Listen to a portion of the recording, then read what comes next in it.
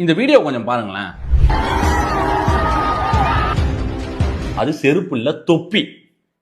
இவங்க தூக்கி போடுற பொருட்கள், அந்த சால்வை, கிஃப்ட், புக்ஸ், அது தலைவன் மீது அவங்க தூக்கி போடுற மாலை, அப்படி எல்லாமே வந்து அந்த பவுன்சர்ஸ் வந்து அந்த கீழே வந்து வேன்ல எடுத்து வச்சிருப்பாங்க.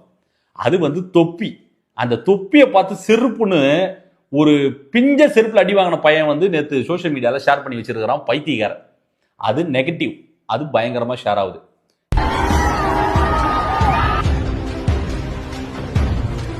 தட்டிக்கு விழப்போன ஒரு மனுஷனை வந்து மர்ம நபர்கள் தாக்கினர்னு சொல்லிட்டு ஒரு சேட்டலைட் மீடியா, ஒரு தனியார் தொலைக்காட்சி நிறுவனம் வந்து பூச்ச நாச்சமே இல்லாம ஒரு பொய்ன்னு தெரிந்தும் ஒரு ஃபேக்ட் செக் பண்ணாம எடுத்து போட்டிருக்காங்க.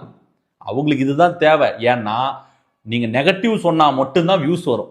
நீங்க இந்த வீடியோ பார்க்கும்போது உங்களுக்கு ஒரு கிளியர் கட்டான ஒரு விஷன் கிடைச்சிருக்கும்.